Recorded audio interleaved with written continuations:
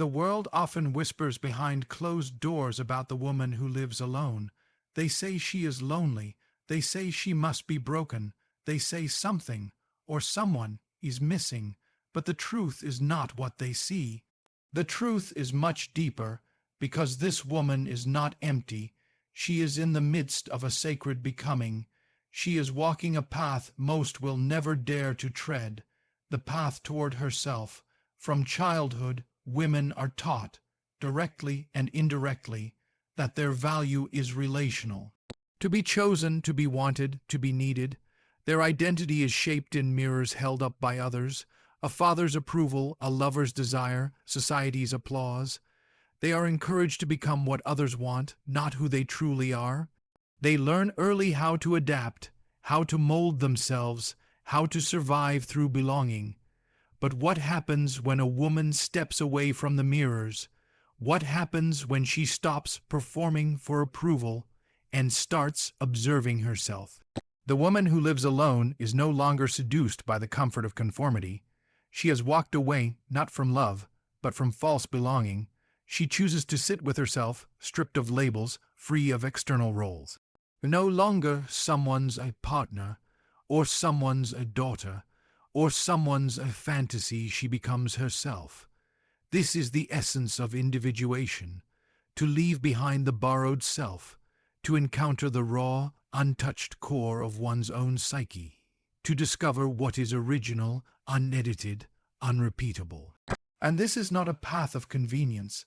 It is not a rebellion for rebellion's sake. It is an inward pilgrimage where the outer world loses its grip and the inner world begins to speak. She begins to recognize how often she made herself small to be accepted. She sees how often she silenced her intuition in order to keep the peace. She sees how the fantasy of being completed by another kept her fragmented. Now, instead of seeking validation, she seeks alignment. Instead of asking, "Am I enough for him?" she asks, "Am I in alignment with my soul?" This journey doesn't require isolation, but it does require inner sovereignty. A woman may be surrounded by others and still be deeply dependent. She may also be physically alone and yet spiritually full, because individuation is not about separation from people, it is about separation from illusions. It is the process of turning inward to integrate the forgotten, the feared, and the forsaken parts of the self. She does not seek to be saved. She seeks to be seen, by herself first, and that changes everything. Where once she longed to be loved by someone else, now she desires to know what it means to love herself without condition. She no longer trades authenticity for attachment. She no longer abandons herself for belonging. She no longer lives in fragments, waiting for someone else to complete her. She becomes the container and the content. She becomes the question and the answer. She becomes the seeker and the sanctuary. Solitude is romanticized in poetry, feared in reality, and misunderstood by most. To the outside world, a woman alone is often seen as unfinished, as if solitude were a wound instead of a womb. But true solitude is not empty. It is a mirror. It is in solitude that the ego begins to crumble and the deeper self begins to emerge. Not the self that conforms to expectation, but the self buried beneath decades of pleasing, performing, adapting. Solitude becomes the space where silence speaks the loudest, and it is here that the shadow appears. The shadow is not evil. It is everything the conscious mind has disowned. Every rejected desire, every forbidden emotion, every unclaimed truth. Anger, jealousy, lust, ambition, grief, power, chaos, all the things she was taught to hide in order to be loved. The woman who lives alone has no one to perform for. The mask loses its purpose, and what rises from beneath is not always beautiful, but it is real. She begins to notice the buried resentment, how much of her life she gave away to be accepted.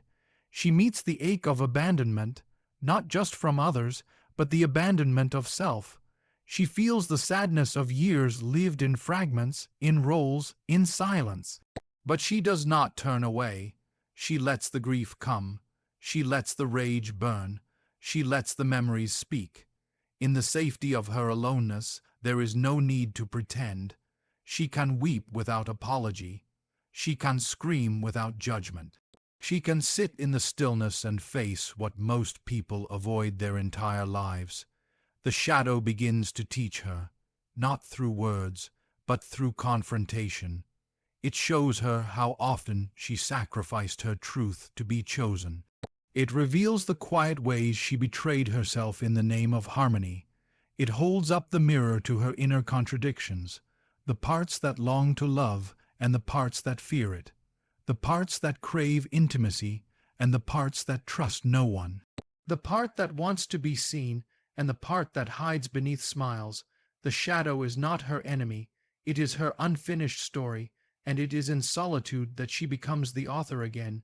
She begins to reclaim the pieces she once disowned, the voice that was too loud, the ambition that was too masculine, the sexuality that was too wild, the anger that was too dangerous, the intuition that was too inconvenient. These pieces begin to rise, not to destroy her, but to restore her, to make her whole again, and still the world does not understand. They call her lonely when in truth she is listening. They call her sad when in truth she is shedding skins. They call her cold when in truth she is burning away what was never hers. Because to walk alone is not to walk in absence. It is to walk in the presence of everything you once tried to escape. There is a hidden architecture within every human soul, a balance, a duality, a sacred polarity, the feminine and the masculine, not as gendered roles, but as inner forces. In most lives, these energies are lopsided, distorted, or exiled. For women, the outer world demands the feminine, receptivity, softness, beauty, nurture, but often suppresses the inner masculine, structure, logic, clarity, authority. And so, she is told to be feminine, but only in ways that please others. She is taught to be nurturing, but not assertive, expressive, but not commanding, desirable, but not powerful. The woman who lives alone begins to feel this imbalance, not because she is without a man, but because, in the absence of distraction, her inner landscape begins to speak. Within her psyche lives the animus, the masculine principle, reason, strength, independence, and purpose. It is not external, it is not someone else, it is hers, and for most of her life she projected it outward onto a father, a lover, a leader. She searched for it in others because she had not yet claimed it within. But solitude changes everything. She no longer waits for a man to rescue her from her fear, or to provide her with direction, or to lead her into meaning. Instead, she begins the slow and sacred process of retrieving the animus from the shadows. At first, he may appear as criticism, or coldness, or control, because anything buried for too long begins as a wound before it becomes a strength. But if she stays with him, if she listens, she finds that this inner masculine is not her enemy. He is her spine, her boundaries, her clear thinking, her right to say no without guilt, and her power to say yes without fear. Just as the moon needs the sun, the feminine must dance with the masculine within. She does not stop being soft, she becomes sovereign in her softness. She does not stop being emotional, she becomes precise in her emotional truth. She does not stop receiving, she now knows how to choose what is worthy of receiving. The animus gives her structure for the ocean of her emotions. He builds the inner container so that her intuition can move without leaking or collapsing. He teaches her how to act from center, not from compulsion. How to lead herself rather than follow blindly. How to hold herself rather than be held at the cost of her identity. And with time, she stops reaching outward. She stops searching for a man to complete her because she realizes there is already a man inside her, and he is not here to dominate, he is here to serve her wholeness. This changes everything about how she loves, how she creates, how she makes decisions. Because when a woman integrates her inner masculine, she no longer needs to be rescued, managed, or defined. She can now stand alone, not in resistance to men, but in union with her own masculine principle. And when this integration deepens, a new voice begins to rise within her, calm, clear, unshakable. It does not ask for permission. It does not fear judgment. It does not collapse in the face of rejection. It is the voice of direction, the voice of discernment, the voice of inner authority. The world does not reward authenticity. It rewards adaptation. It rewards the mask. From an early age, a woman learns to put on the persona, the social face she wears to survive, to belong, to be loved. She becomes what the world wants her to be: pleasant, predictable, polished. She becomes skilled in reading the room, shifting her tone, shrinking her truth, softening her strength. Not because she is deceptive, but because she was told over and over again that to be fully herself would be too much, and so she learns to dim. She smiles when she wants to scream. She agrees when her soul resists. She performs roles handed down to her: the good daughter, the pleasing partner, the likable employee, the selfless mother, the always available friend. The persona becomes second skin, but the woman who lives alone is no longer sustained by applause. There is no one to impress in the quiet, no one to mirror her image back through approval or disapproval, and so, slowly, the mask begins to slip. At first, it's disorienting. Who is she without the reactions of others to shape her? Who is she when no one is watching? The silence becomes a strange sanctuary. No scripts, no roles, no eyes measuring her value. And in this space, the original self begins to stir, not the self she was told to be, but the one that existed before conditioning. She begins to feel the anger she was taught to repress. She hears the voice of the rebel she silenced to keep peace. She senses the ambition, the desire, the curiosity that were too wild for the persona to carry. She sees how much of her life was spent hiding, not from danger, but from her own brilliance, not from judgment, but from her own depth. The persona kept her safe, yes, but it also kept her small. It filtered her truth into palatable pieces. It turned her into a character others could understand, manage, and use. But in solitude, the mirror shatters. She begins to feel the weight of all she suppressed. She is tired of being nice, tired of nodding along, tired of decorating cages and calling them homes, tired of smiling while swallowing the ache of her own silence. Now, she no longer dresses her truth in apologies. Now, she no longer hides her intuition behind logic, or her longing behind jokes, or her anger behind politeness. The woman who lives alone begins to taste the truth of her own voice raw, untamed, alive. She no longer edits herself for acceptability. She no longer trims her story to fit someone else's comfort. She is not cruel. She is clear. She is not rude. She is real. She is not broken. She is no longer pretending. The persona was always an agreement with the outer world.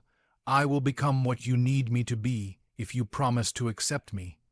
But the cost of that contract was her authenticity. And now she is rewriting the terms. Without the need to entertain, seduce, or soften herself, she starts to walk differently, speak differently, breathe differently. There is a sacred rebellion in her quiet. There is fire beneath her stillness. There is a woman emerging who is no longer digestible because she is no longer edited. She doesn't need to be liked to feel valid.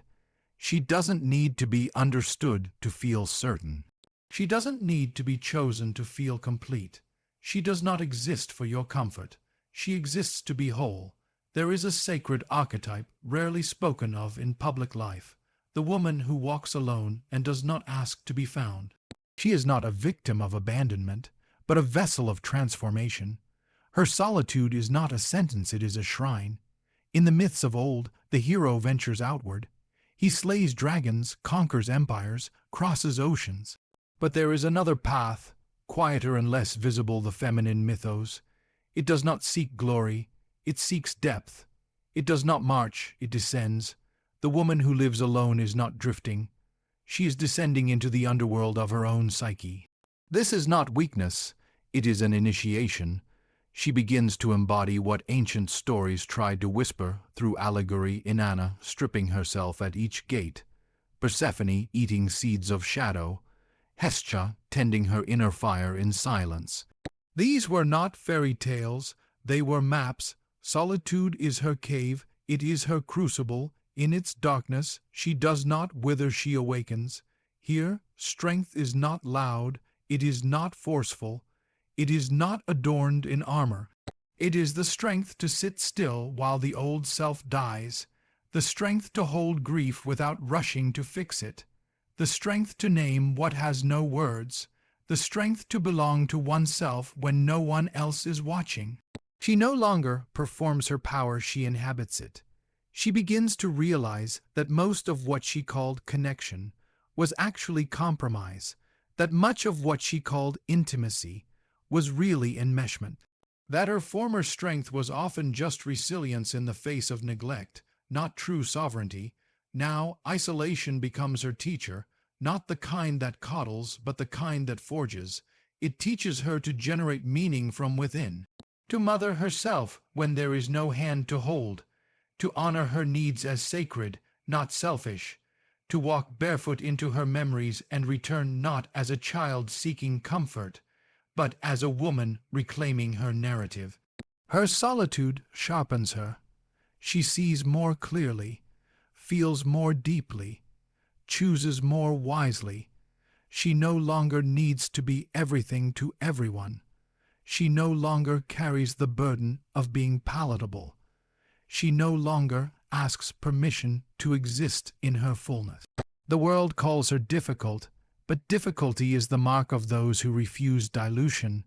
The world calls her intimidating, but only because she is no longer willing to make herself smaller for the fragile egos of the uninitiated. There is a storm inside her, not of chaos, but of clarity, a quiet revolution that no one else may see, but she feels it in her spine, in her gut, in the way she now walks into rooms with nothing to prove. This is not the strength that flexes. This is the strength that holds. It holds paradox. It holds uncertainty. It holds complexity. It holds the sacred tension between who she was and who she is becoming. And in this space, alone but not empty, she begins to write new myths, not of rescue, but of return, not of waiting, but of becoming, not of damsels, but of wild women building temples from their own bones.